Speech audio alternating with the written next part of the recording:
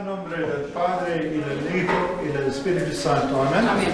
Dios te salve, María, llena eres de gracia, el Señor es contigo. Bendita tú eres entre todas las mujeres, y bendito es el fruto de tu vientre, Jesús. Santa María, Madre de Dios, ruega por nosotros pecadores, ahora y en la hora de nuestra muerte. Amén. San José, ruega por nosotros, en el nombre del Padre, y del Hijo, y del Espíritu Santo. Amén. Buenas tardes a todos, gracias por estar aquí. Creo que nos conocimos, pero otra vez. Me llamo Padre Juan Rickert. Soy párroco de la Iglesia Inmaculada Concepción en Omaha, Nebraska. Estoy aquí para sustituir a Padre Inan. Siempre me da mucha alegría estar aquí y gozar algunas cosas como tortas ahogadas. Pero me da mucha alegría estar con ustedes. Si ustedes tienen preguntas, lo mejor es preguntarlos, ¿sí? Están en la mente y por eso no tenemos que repasar y pensar, ok, ahora me recuerdo. Si tienen una pregunta, mejor será preguntarla, ¿ok? Entonces, pero de vez en cuando diré, vamos a hablar sobre eso, ¿ok? Y si tienen una respuesta muy larga, entonces quizás al final. Pero mejor sería si preguntan. ¿Ok? Gracias. Esta noche vamos a hablar sobre la doctrina de la comunión de los santos. Es muy conveniente que hablemos sobre este asunto en la fiesta de San José Obrero, ya que él es el santo patrón de la Iglesia Universal y santo patrón de los trabajadores. Sigue aún ahora trabajando por la Iglesia, por todos nosotros. La comunión de los santos, a mi parecer, meramente es una consecuencia de la doctrina de la unidad de la Iglesia. Notemos que la unidad de la Iglesia no es una unidad como toda otra unidad, que, por ejemplo, tiene un pedazo de algo. No, cuando profesamos que la Iglesia es una, santa, católica y apostólica, debemos tener en mente que esta unidad es una unidad santa, una unidad católica, una unidad apostólica. Es un tipo muy especial de unidad. Es tan especial que ninguna otra cosa, ningún otro grupo, ninguna otra secta puede llamar de sí que tiene ese tipo de unidad. ¿Ustedes me entienden? Otra cosa. Si ustedes no entienden, favor de decirme, ¿ok? Entonces, si ustedes no dicen nada, supongo que ustedes me entienden, ¿ok? Bueno. Vale la pena leer lo que el Catecismo de la Iglesia Católica dice sobre la doctrina de la comunión de los santos. Estamos en los artículos 946 hasta 62.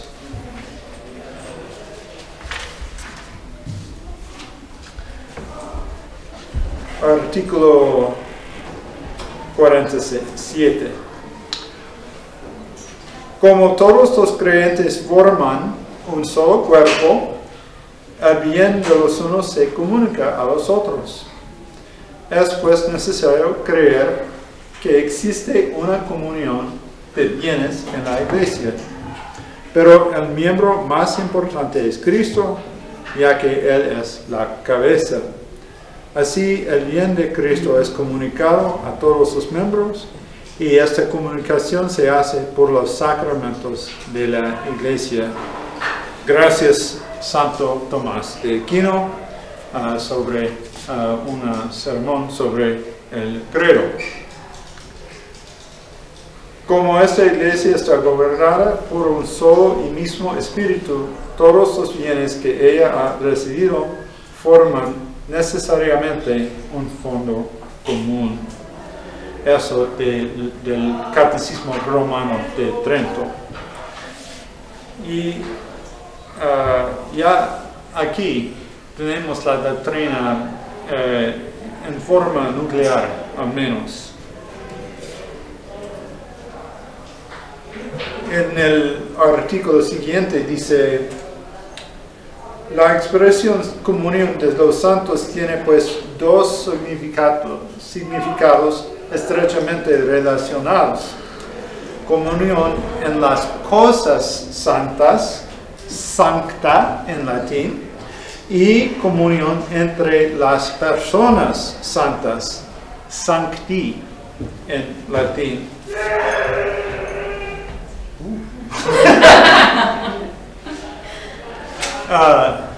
Entonces este sentido doble es muy importante y tenemos que tener en la mente y no olvidémonos de esto.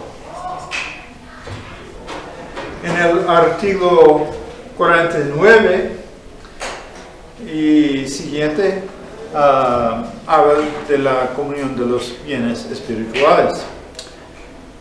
En la comunidad primitiva de Jerusalén, los discípulos acudían asiduamente a la enseñanza de los apóstoles, a la comunión, a la fracción del pan y a las oraciones. La comunión en la fe. La fe de los fieles es la fe de la iglesia recibida de los apóstoles, tesoro de vida que se enriquece cuando se comparte. Y eso es un punto importante, que hay una diferencia en los bienes. En cuanto a los bienes materiales, más aquí requiere menos allá. Más allá requiere menos aquí, en los bienes materiales, ¿sí? Pero no es así con los bienes espirituales. Crecen por compartirse. Si yo sabe algo y le enseño a usted, entonces usted lo sabe. Mientras que yo sigo sabiendo eso. El bien espiritual crece con compartir. ¿Ustedes entienden? Es un hecho realmente hermoso a mi parecer.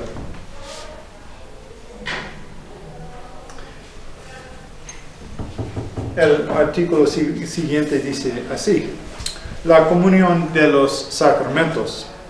El fruto de todos los sacramentos pertenece a todos, porque los sacramentos y sobre todo el bautismo, que es como la puerta por la que los hombres entran en la iglesia, son otros tantos vínculos sagrados que unen a todos y los ligan a Jesucristo. Los padres indican en el símbolo que debe entenderse que la comunión de los santos es la comunión de los sacramentos. El nombre de comunión puede aplicarse a todos los sacramentos, puesto que todos ellos nos unen a Dios.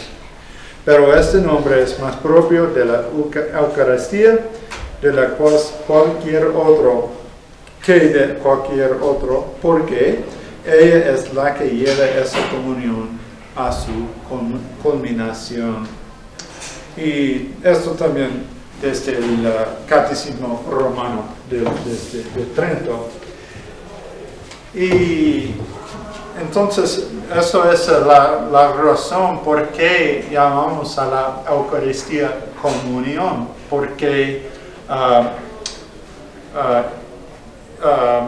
introduce, aumenta, establece comunión entre los que la reciben dignamente. ¿Ok? Pero hay una cuestión disputada en este asunto, es lo que llamamos comunicatio in sacris.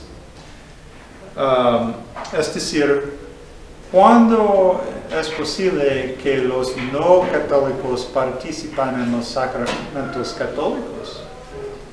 Porque los sacramentos expresan una verdad de unión, ¿sí?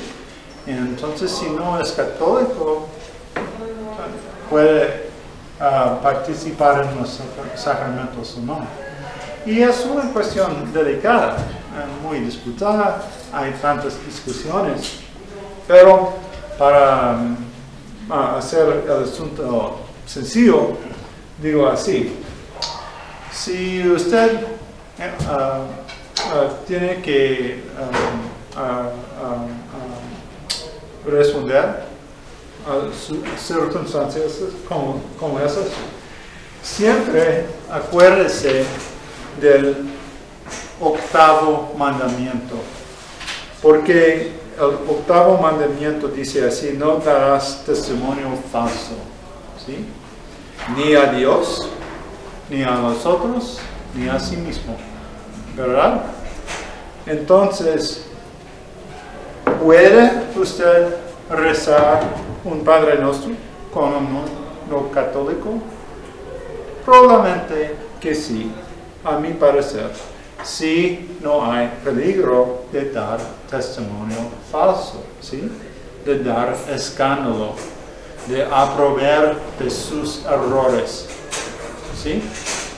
Si participamos de una manera que dice que estamos de acuerdo con sus errores, será pecado grave, ¿sí? Pero si no hay este peligro, si no hay peligro de escándalo para con nosotros o para con nosotros, entonces hay unas posibilidades, ¿ok? ¿Está bien? Como una oración antes de comer. Sí, pregunta. Perdón, sí. hoy en la tarde. ¿Cómo? Hoy en la tarde escuché, bueno, vi en la televisión que me mandaron un link y entonces lo pasé a la tele, que yo con un aparato que tú no tienes, y me llamó muchísimo la atención porque estaban entrevistando al señor Villafaña, que bueno, es un gran teólogo reconocido, y lo estaba dirigiendo este señor O'Farrill, y platicaba justo de eso, que estaban dando la comunión a las personas que no son católicas con los católicos, sí. Y nos habló del cisma que se está haciendo. Yo me quedé así como que helada, dije, ¿cómo que sucedió eso? Y pues lo vi, o sea, no me estaban mintiendo, ¿no? Entonces, ¿qué se puede hacer con eso? Sí, excelente pregunta. Es que, entonces, para todos escuchamos, comunión para los no católicos, no. Hay condiciones en el Código de Ley Canónica, ¿ok? Ustedes pueden estudiar allá, pero con luteranos que no creen en la presencia, no creen en real, no creen en la transustación, son heréticos, lo son. Es una mentira, es un crimen contra el 8º mandamiento, porque da testimonio falso, ¿sí? ¿Verdad? Entonces, si como por ejemplo un ortodoxo esquizmático con sacramentos válidos no tiene su propio padre para recibir comunión, ya que tiene el fe católica en el sacramento, puede, bajo circunstancias muy especiales, pero dar comunión a los no católicos, a los que manifestamente, abiertamente no viven la vida católica, es un crimen contra un mandamiento. ¿Verdad? ¿Sí? ¿Ustedes me entienden? Sí. Entonces, si tenemos en mente este mandamiento, tantas cuestiones se solucionan sin nada más. Es una consideración muy fuerte, muy aplicante a todas cuestiones. Otra aplicación, brevemente. Puedo asistir a las bodas afuera de la iglesia. Si no es un matrimonio legítimo, real, genuino, no. ¿Que no? Si el hombre es católico y sus bodas son afuera de la iglesia, no será un matrimonio válido. Si usted da testimonio a usted da testimonio a un sacrilegio. Ay, caramba, sí. Ok. Entonces, regresamos. La comunión de los carismas. En la comunión de la Iglesia, el Espíritu Santo reparte gracias especiales entre los fieles para la edificación de la Iglesia. Pues bueno, a cada cual, desde la primera carta a los Corintios, a cada cual se le otorga la manifestación del Espíritu para provecho común. No para provecho privado, no para enriquecerse. Vamos a mencionar algo sobre la palabra carisma. Es una palabra griega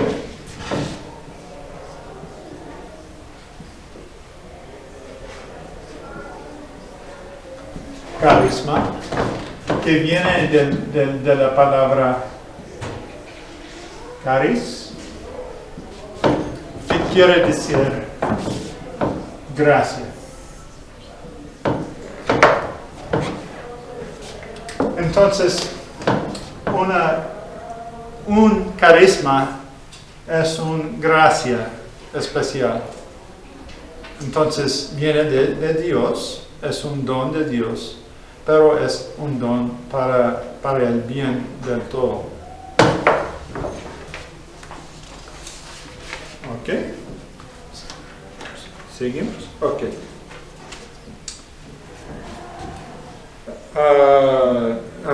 Artículo 952.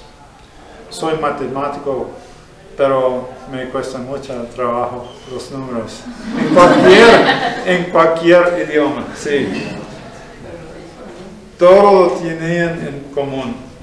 Hechos 4, versículo 32. Todo lo que posee el verdadero cristiano debe considerarlo como un bien en común con los demás y debe estar dispuesto a ser diligente para socorrer al necesitado y la miseria del prójimo. El cristiano es un administrador de los bienes del Señor. Y por eso no negamos de ninguna manera el derecho a propiedad propia, ¿sí? El Papa León XIII, creo, ha defendido fuertemente el derecho a propiedad, pero al mismo tiempo todos somos hermanos, ¿sí? Y como miembros de una familia tenemos que ayudar los unos a los otros, ¿sí? Entonces, si uno tiene mucho en exceso, lo tiene para su condenación, ¿sí? Probablemente, quizás, porque hay los que tienen legítimamente necesidades. Ok.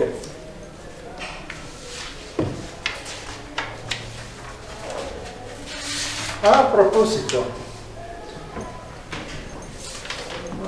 una pregunta para ustedes. Hay 4 pecados que llaman al cielo para venganza. 4. ¿Cuáles son? Sodomía, Homicidio, sí. Sodomía, sí. Pero los otros dos. Contra el Espíritu Santo. No. Pecados que llaman al cielo para venganza. Retención del salario a los obreros. Sí, defraudar al obrero su sueldo y opresión de los pobres. Son pecados que llaman al cielo. Muy serios. Muy serios. Ok. Solemos darnos cuenta de los primeros, es decir, de homicidio, aborto, sodomía, pero de vez en cuando no nos damos cuenta de los otros, de opresión de los pobres o defraudar al obrero de su sueldo. Ok.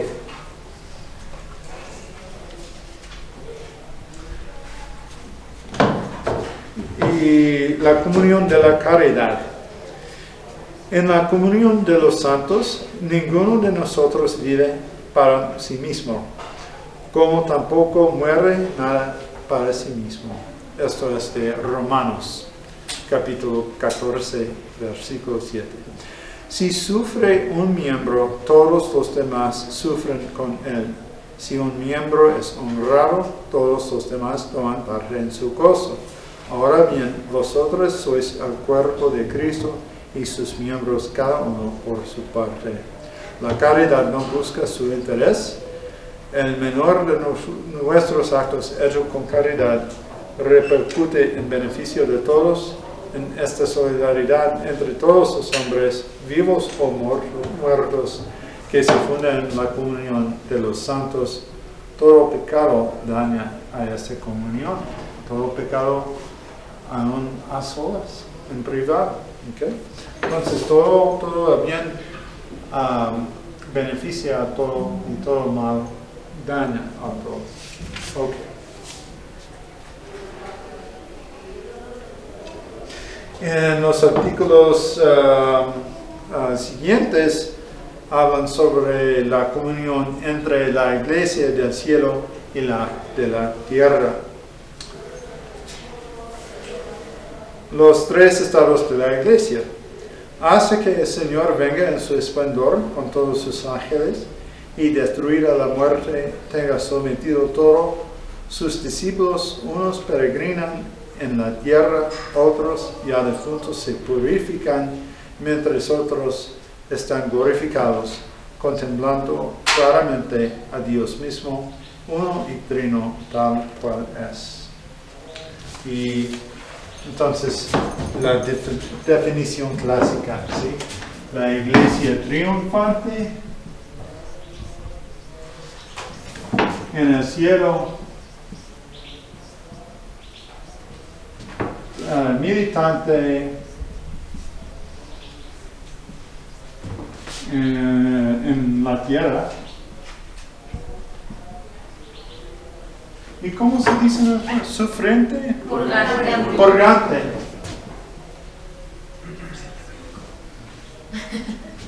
En el purgatorio.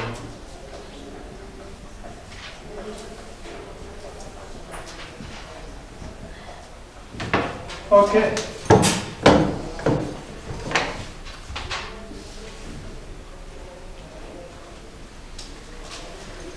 La unión de los miembros de la iglesia peregrina con los hermanos que durmieron en la paz de Cristo de ninguna manera se interrumpe.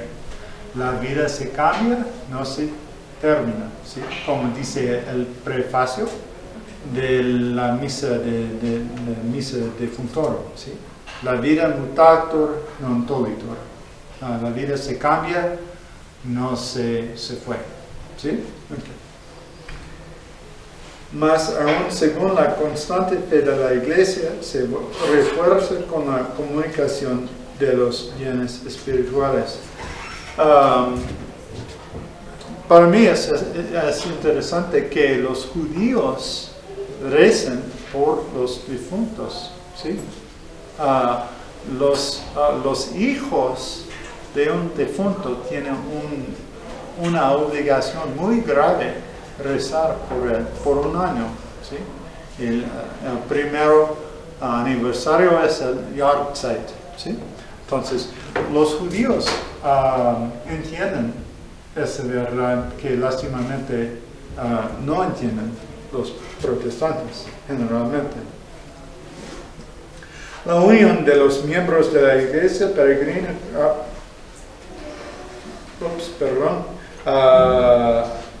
la intercesión de los santos. Por el hecho de que los del cielo están más íntimamente unidos con Cristo, consolidan más firmemente a toda la Iglesia en su santidad. En la santidad, no dejan de interceder por nosotros ante el Padre. Presentan por medio del único mediador entre Dios y los hombres, Cristo Jesús, los méritos que adquirieron en la tierra. Su solicitud fraterna ayuda pues mucho a nuestra debilidad. Y vamos a ver si puedo encontrar lo que dice la profesión de fe del Concilio de Trento. Un momento, por favor.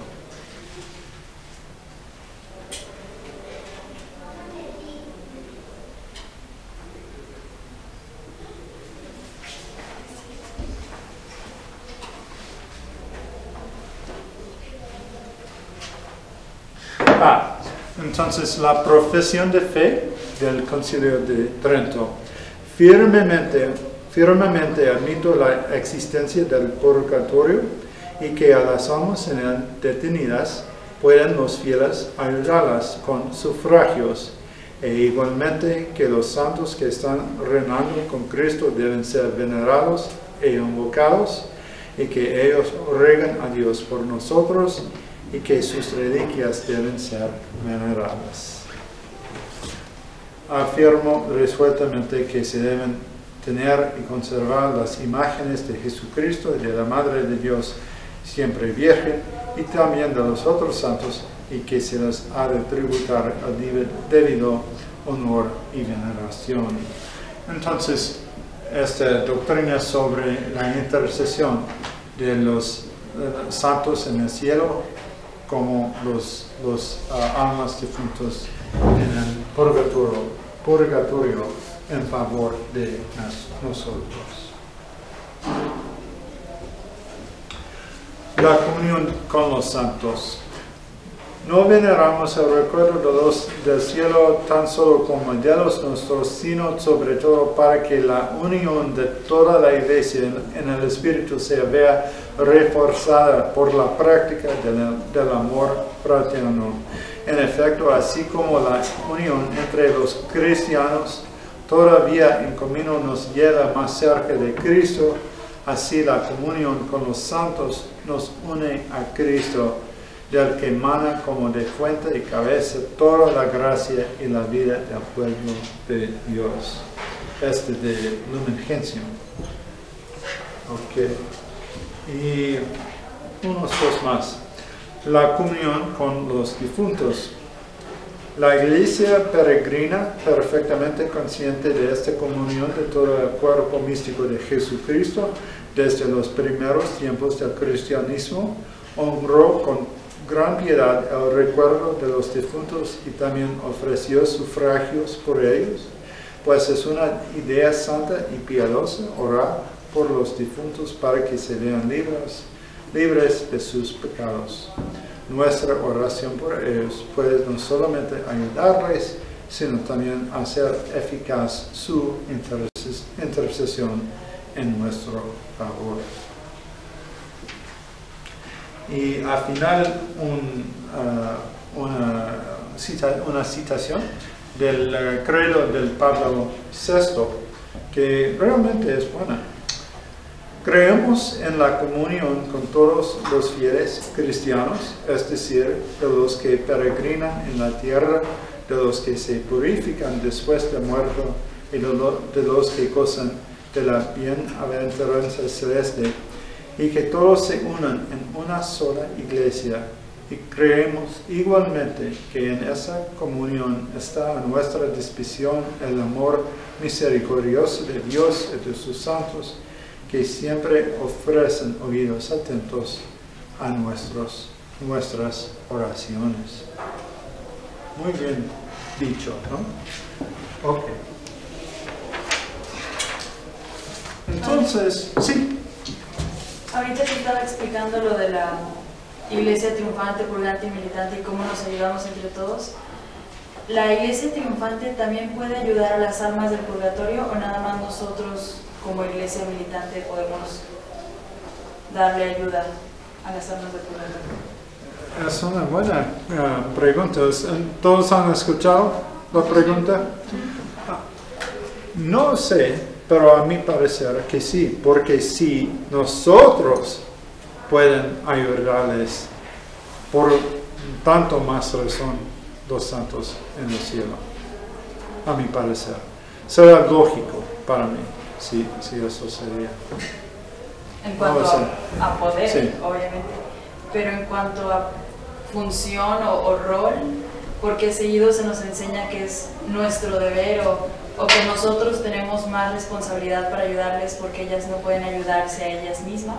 Sí. Entonces, pues si los santos les ayudan, ¿para qué nosotros, no? O sea, como suena como un deber, no sé si es por deber o por alguna función en especial de cómo se ayuda a la iglesia.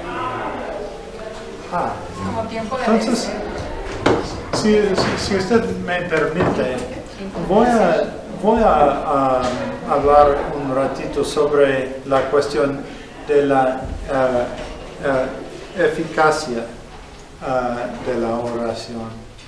Y creo que eso puede ser provechoso para entender lo que usted ha preguntado y la respuesta. ¿Ok? Entonces, voy a seguir, ¿ok? Es que no huyo de su pregunta, pero creo que voy a decir puede ayudar, ¿ok? Bueno, el gran padre Reginaldo Garrigou-Lagrange dijo: la oración es eficaz porque Dios quiere que lo sea. Y creo que tiene mucha razón, mucha sabiduría en su respuesta.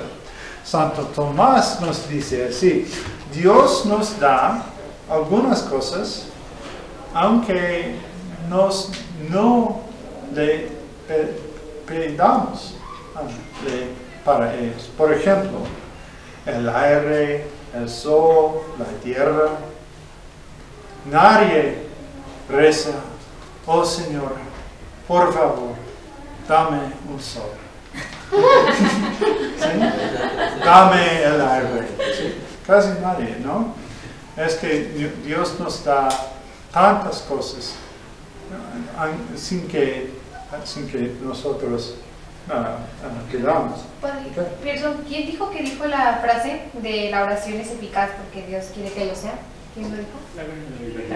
Garrigou-Lagrange, sí. Y esa es una paráfrasis mía, porque no me recuerdo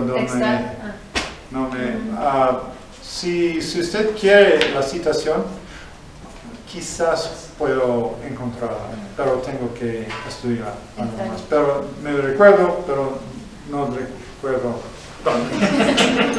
Sí. Pero, entonces, el Dios nos da muchas cosas, simplemente por ser generoso, ¿sí? Pero otras cosas sí le pedimos a Él. Entonces, si recemos, entonces, esta tiene aplicación a la intercesión de los santos. El Dios quiere que nos acudamos a los santos. Y si realmente hagamos así, Dios da. Y si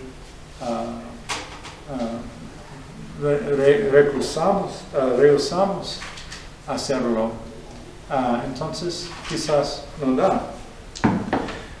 Y hay una pregunta seria. ¿Qué quiere decir rezar en el nombre de Jesús? Porque como ya sabemos, los protestantes más o menos niegan la intercesión de los santos. Así varía de secta en secta, sí. Algunas como los anglicanos creen en la intercesión, otros que no. Depende de la secta. Pero dicen que solamente debemos rezar en el nombre de Jesús. Y hay otro problema aún más grave. El Señor Jesucristo nos dice que cualquier cosa que pedimos en su nombre será concedida. Lástimamente, hay personas que se han escandalizado porque Dios no ha concedido lo que pidieron. Y todos nosotros, creo, experimentamos esta prueba de nuestra fe. ¿Qué diremos? Yo digo así, eso es mi opinión. Por eso no tiene que creer, puede pensar de otra manera, pero yo diría así. Todo depende del sentido de la palabra nombre. Desgraciadamente, desde los tiempos de Guillermo de Ockham,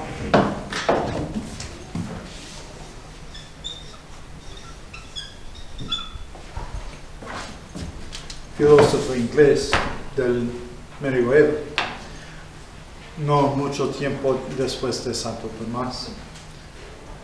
Todos en el occidente tenemos tendencias nominalistas.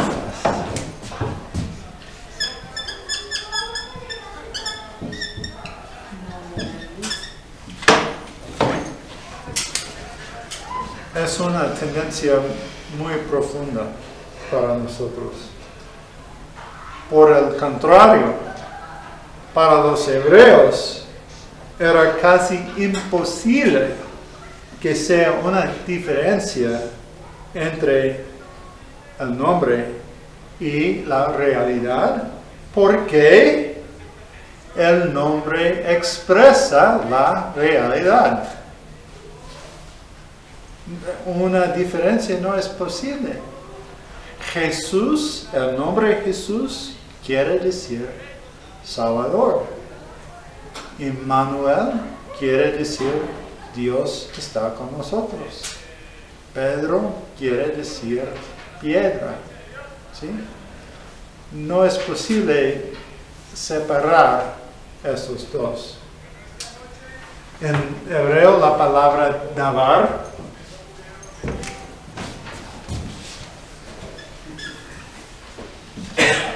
quiere decir ya cosa, ya palabra, las dos.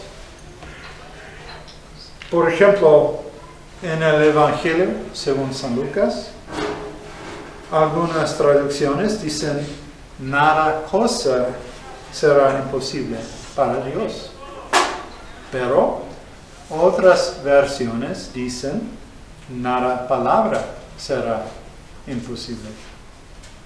¿Sí? ¿Ustedes saben? ¿Sí? Es porque cosa y palabra son la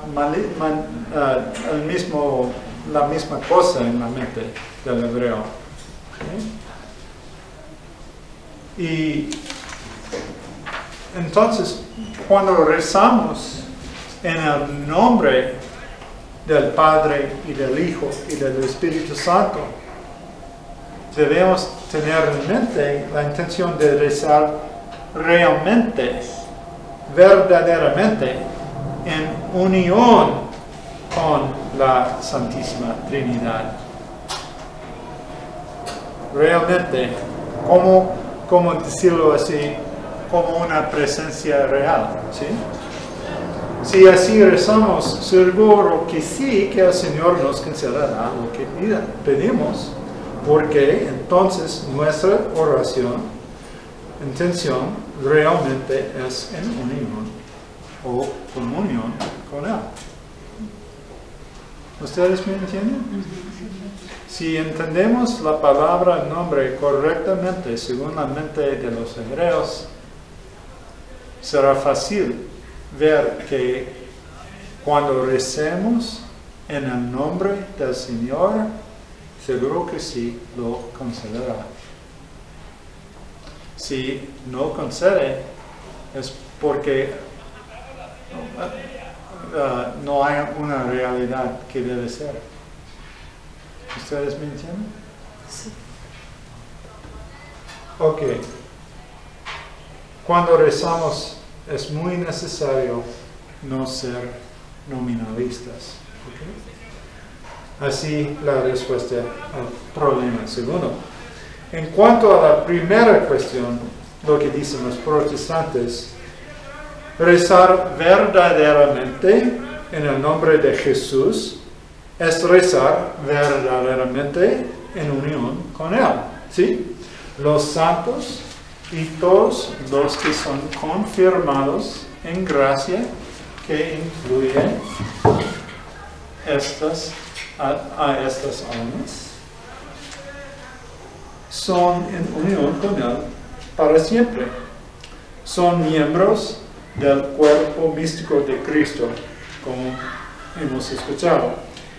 Y así como Jesucristo quiso obrar por su naturaleza humana, quiere obrar aún ahora por los miembros de su cuerpo místico.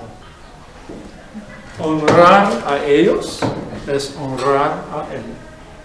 Será casi como un docetismo.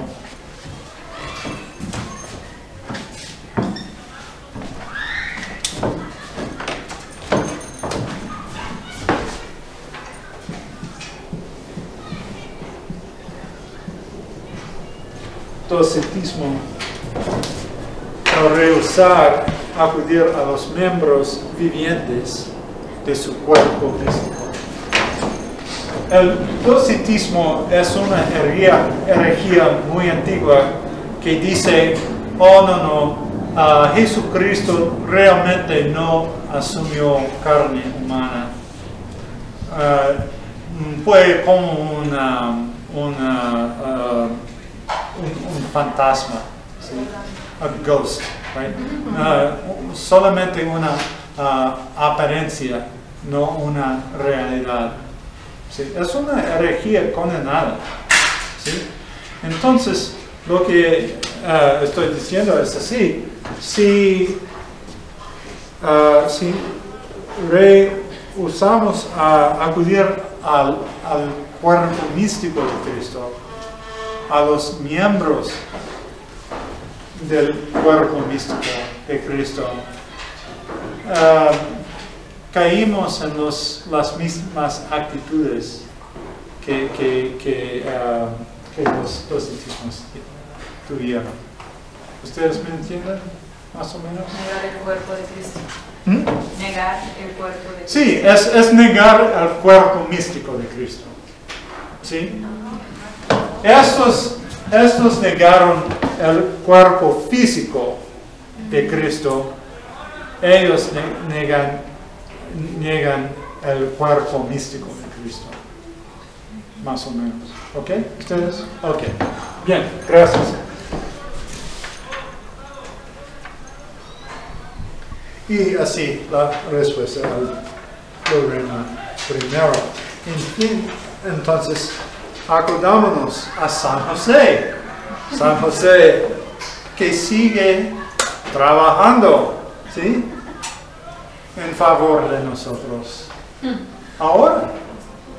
Y que sigue rezando, obrando, protegiendo, que tiene las relaciones más estrechas con Jesús y María, que vigila sobre la iglesia, que es el cuerpo místico de su Hijo muy amado.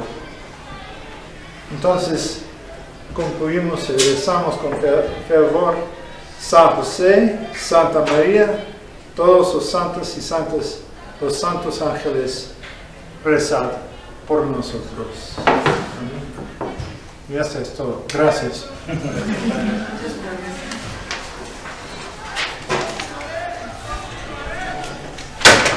¿Preguntas? Bueno, sí, de lo que dijo de la oración, entonces para que la oración sea eficaz, cuando no es eficaz es porque yo estoy separando el nombre de la acción de nuestro Señor. Que no realmente somos unidos con Dios como debemos ser. Sí, porque, sí, no, sí. Unidos porque no creo, o unidos, no entiendo. Porque voy a ¿cómo decir? Ser atrevido, a little bit bold.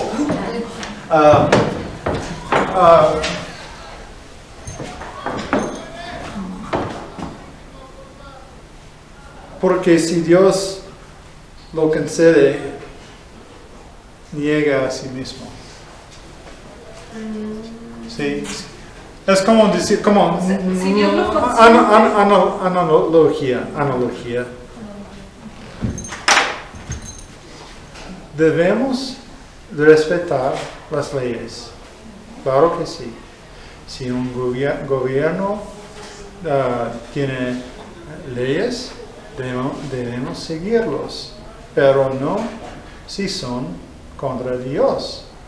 Entonces tenemos que de resistir esas leyes. ¿Ok? Como el aborto. Como el aborto o como leyes perniciosas sobre el matrimonio, todo eso. ¿Ok? Entonces, Dios nos comanda a ser obedientes a las leyes, pero Dios es verdad pura, no puede contradecir a sí mismo. Y si una ley contradice a Dios, no podemos seguir la ley. ¿Ustedes me entienden? Sí. Porque entonces Dios mismo contradice a sí mismo. No sería verdad pura. ¿Entienden? ¿Sí? Entonces, como a las oraciones que tenemos, si rezamos por algo que realmente no es para nuestro bien, tienen que revisar, porque es bueno. ¿Cuál padre va a dar al hijo el escorpión? ¿Sí? ¿Ustedes me entienden? ¿Está bien? Ok. Bueno, ¿es suficiente? Sí, sí. Por ejemplo, y si la oración, por ejemplo, hay días en que a lo mejor la oración es es más entregada y hay días en que la oración es más seca, se puede decir, ¿no? O sea, hay días que es más, tiene más disposición y otros días en que no hay tanta disposición. ¿El padre recoge las oraciones de ambos días? ¿O las que no, cuando no hay tanta disposición, o sea, debemos de solicitar antes de hacerlas? Sí. Ayúdame. Es una pregunta buena, profunda, y no quiero decir nada de falso en eso. Tenemos que rezar que sí, pero sería un error fatal volvernos pelagianos. ¿Ustedes? Sí. Pelagianos.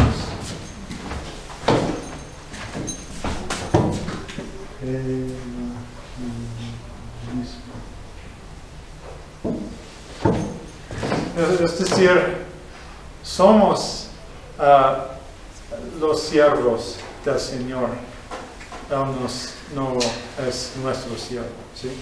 Y Él nos da las gracias mismas. San Pablo dice, bajo el Espíritu Santo, dice, no sabemos rezar como debemos, ¿sí?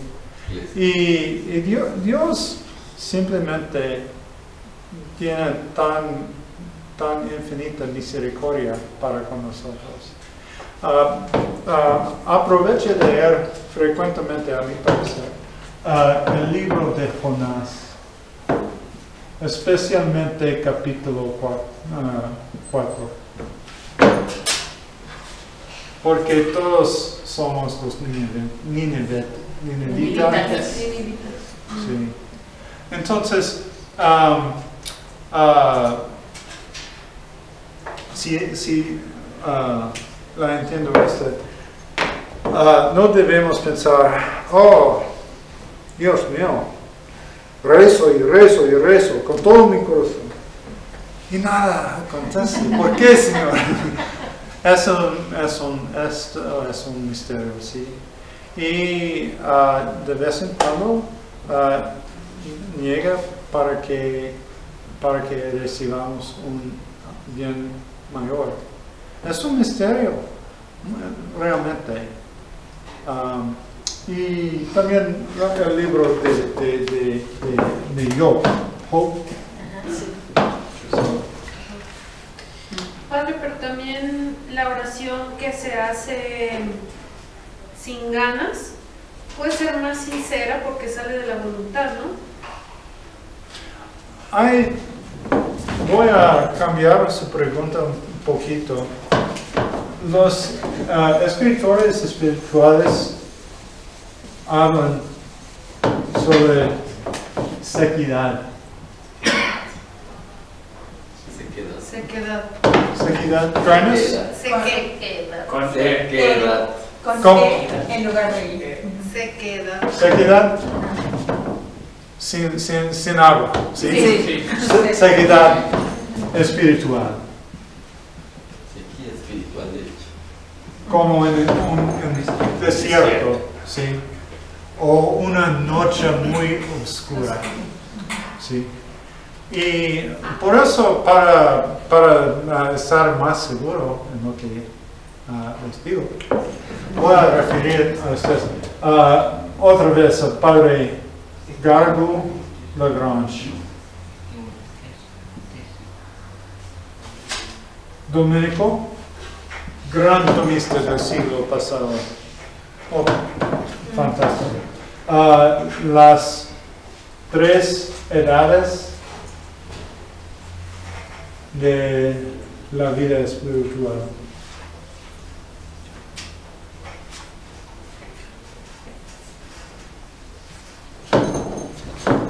Una obra maestra que ustedes, seguro que sí, ustedes pueden entender, porque el buen padre no habla de un estilo muy complicado, académico, con términos extranjeros en eso. Muy claro, muy directo, muy sano en su doctrina. Debe ser canonizado a mi parecer. Sí. Pero ustedes pueden aprovechar mucho de este libro. Es grande, pero aprovecho mucho. Y entonces no he respondido a su pregunta, perdone, pero eso sería mejor, porque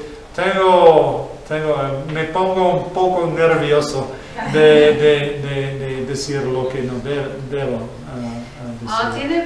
Porque hay misterios en estos asuntos, misterios muy profundos. ¿Sí? ¿Sí? ¿Cómo? Es que el padre Masuti dijo que tienen permiso de decir 3 herejías en el clase. Pero él es argentino.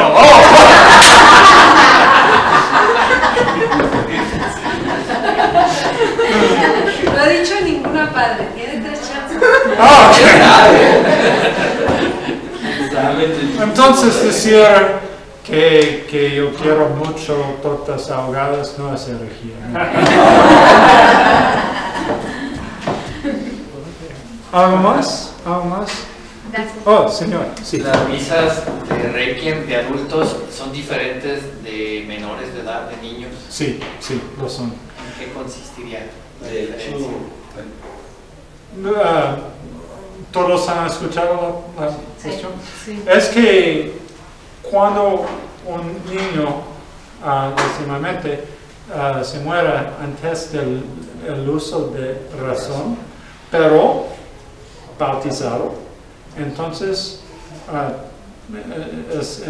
está en el estado de gracia y entonces no he cometido un pecado mortal y por eso la misa será la misa de los ángeles con paramentos, ornamentos blancos, como para nosotros los pecadores los ornamentos negros, muy negros.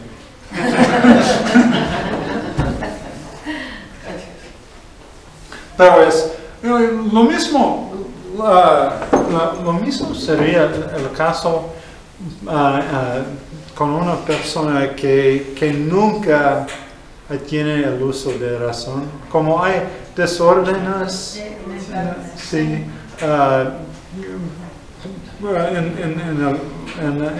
los cuales que viven 30, 40, 50 años, pero siempre tienen la mente de un niño, ¿sí?